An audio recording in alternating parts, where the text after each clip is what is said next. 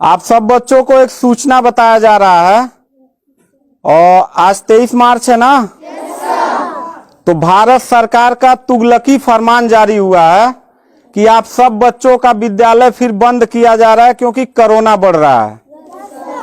शांत रहिए कि आपका विद्यालय आज से 31 मार्च तक विद्यालय बंद रहेगा, ठीक है। और आप सब लोगों को बताना चाहेंगे कि यही काम पिछले साल भी हुआ था कि एक हफ्ते के लिए लॉकडाउन किया जाएगा जब आपका एनुअल एग्जाम चल रहा था, और तब से लेके पूरा साल जो था वो विद्यालय बंद हो गया, जिससे आपकी पढ़ाई बहुत ज्यादा नुकसान हुआ। और इस साल जब विद्यालय खुला, आपने किताब कॉपी अपना सारा व्यवस्था कर लिया, तब हमारे तुगलकी फरमान जो हमारे सरकार हैं वो अब आदेश कर दिए कि अब फिर जो है कि ये विद्यालय फिर बंद होगा। माननीय योगी आदित्यनाथ महाराज जी, मैं आपसे पूछना चाहता हूं कि आप बच्चों के भविष्य के साथ और जो प्राइवेट अध्यापक विद्यालय में पढ़ा के अपनी रोजी रोटी कमा खा रहे हैं, उनके पेट पे लात क्यों मार रहे हैं? इन बच्चों के भविष्य के साथ खिलवाड़ क्यों कर रहे हैं? ठीक है, कोरोना अगर बढ़ रहा है, विद्यालय बंद था, पूरे साल में किसी एक अध्यापक ने, किसी एक प्रबंधक ने कभी भी विद्यालय खोलने के लिए कोई धरना प्रदर्शन नहीं किया और हम लोगों ने पूरा सपोर्ट किया। लेकिन बीच में अगर कोरोना फैल रहा है तो मैं आपसे पूछना चाहूंगा कि जब गोरखपुर महोत्सव आप करा रहे थे तब कोरोना फैल नहीं रहा था। जब आप आके यहाँ पे इलाहाबाद के प्रयागराज में कुंभ का मेला लगवा रहे थे तब कोरोना नहीं फैल रहा था, जहां पे करोड़ों लोग स्नान करने गए। और अभी हरिद्वार में महाकुंभ का आयोजन आप करवा रहे हैं तब कोरोना नहीं फैल रहा है। बिहार में चुनाव हो रहा है तब कोरोना नहीं फैल रहा है। और विद्यालय जो बच्चों का सबसे देश की रीढ़ की हड्डी होते हैं, जिनकी बुनियादी शिक्षा, प्रारंभिक शिक्षा आप बिल्कुल बर्बाद कर दिए हैं पिछले 2 साल से, और अब जाके फिर लॉकडाउन आप लगा रहे हैं। तो आपसे पूछना चाहेंगे कि बच्चों के भविष्य के साथ आप मैच क्यों खेल रहे हैं? ये जितने भी बच्चे हैं, अगर 1 मार्च आप 1 अप्रैल बोले हैं, 1 अप्रैल तक अगर विद्यालय नहीं खुला तो इन सारे बच्चों को लेके मैं रोड पे बैठ जाऊंगा। ये मैं आपको खुला चैलेंज कर रहा हूं, क्योंकि बात सिर्फ मेरे तक का नहीं है, इन सारे बच्चों का भविष्य है। और इन सारे बच्चों का भविष्य आप लोग अंधकार में डाल रहे हैं। आप लोग खुद नहीं चाहते हैं कि देश का बच्चा पढ़े, पढ़ के कुछ लायक बने। आप लोग अपना, जब रैली निकालना रहेगा, चुनाव रहेगा, तो कोरोना आपके पास नहीं रहता है। और जब आपको लगेगा कि आपके विपक्ष में लोग खड़े हो रहे हैं तो आप कोरोना का ड्रामा करा के विद्यालय को सबसे पहले आप बर्बाद कर रहे हैं। आप बताइए, विद्यालय में, आप गोरखपुर जिले में 193 लोगों ने अपने विद्यालय की मान्यता निरस्त करा लिया। जानते हैं क्यों? महंत योगी आदित्यनाथ जी, क्योंकि वो लीज पे चलाते थे और उनका भाड़ा हुआ करता था 40,000 45,000 रुपया मंथली हुआ करता था। वो भाड़ा न चुकाने के वजह से, चूंकि मालिक को भाड़ा चाहिए, उन लोगों ने अपनी मान्यता निरस्त करा दिया।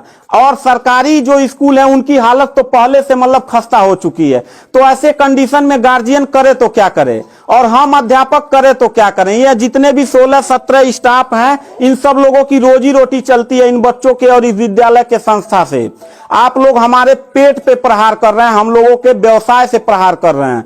अगर आपको लग रहा है कोरोना है, ठीक है, विद्यालय बंद कर दीजिए, तो आप ये भी अपनी नियत को साफ करिए कि कुंभ का जो मेला, महाकुंभ का लगवाने वाले हैं, उसको भी कैंसिल कर दीजिए। और जो गोरखपुर महोत्सव और गोरखनाथ का मेला लगवा के आप ड्रामा करवा रहे हैं, वो भी बंद करवाइए। यानी आप खुद नियम का पहले फॉलो करिए, हम लोग नियम को फॉलो करने के लिए तैयार हैं। अगर लास्ट में जाते जाते यही कहेंगे, इन बच्चों को, चेहरों को देखिए, इनके माता पिता ने सारे बच्चों का, किनका मोबाइल बज रहा है, साइलेंट कर लीजिएगा सर। इन सब बच्चों के माता पिता ने, बच्चों कितने लोगों ने आप किताब कॉपी अपना सारा कंप्लीट कर लिए हो?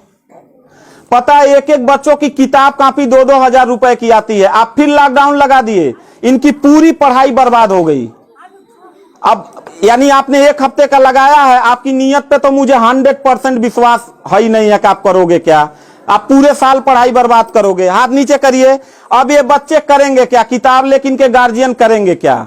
हम लोगों ने पूरा कोऑपरेट किया सरकार को। जितना दिन लॉकडाउन लगा था उतना दिन का मैंने पूरे सभी विद्यालय के लोगों ने शुल्क माफ कर दिया, क्योंकि गार्जियन के ऊपर कोई लोड न पड़े। हम लोगों ने टीचरों को पेमेंट नहीं किया, क्योंकि हम लोगों ने जब फीस नहीं लिया तो पेमेंट कहां से करें। हम लोगों ने पूरा सरकार का साथ दिया, जितना हो सकता था सब लोगों ने साथ दिया। लेकिन अब इतनी कंडीशन होने के बाद, विद्यालय खुलने के बाद आप लोग विद्यालय बंद कर रहे हैं, ये बहुत ही गलत कर रहे हैं। और आपका पॉलिटिकल जो फंडामेंटल जिस पे आप चल रहे हैं कि जिन नियतों पे आपका बर्बाद होने वाला है, मैं लिख के आपको दे दूंगा कि अगर फिर से 1 अप्रैल के बाद, ठीक है, अगर 1 हफ्ते के रोकने के बाद कोरोना भाग जाता तो मतलब 1 हफ्ता आप बंद कर लीजिए, बिल्कुल हम लोग 1 हफ्ता नहीं पढ़ाई कराएंगे। लेकिन अगर फिर साल भर का ड्रामा आपने किया तो निश्चित तौर पे याद रखिएगा कि तानाशाही उतना ही अच्छा लगता है जितना तानाशाह के अंत होने का समय ज्यादा दूर हो, और आपका समय बिल्कुल नजदीक आ गया है। तो मैं उम्मीद करता हूं कि आप ये काम बिल्कुल मत करिएगा। 1 अप्रैल के बाद अगर विद्यालय फिर से आप बढ़ाएंगे तो इन सब चेहरों को देख लीजिए और इनके गार्जियन को लेके, अपने पूरे स्टाफ को लेके जिले से लेके मैं प्रदेश लेवल तक धरने पे बैठूंगा। इस बात को याद रखिएगा, क्योंकि सवाल यहां सिर्फ मेरे रोजगार का नहीं है, मेरे जितने सहपाठी और जितने मेरे कर्मचारी लोग हैं और इन बच्चों के पढ़ाई का भविष्य का सवाल है। तो मैं इन बच्चों को लेकर धरने पे बैठ जाऊंगा और जरूरत पड़ा तो असंवैधानिक भी हो जाऊंगा।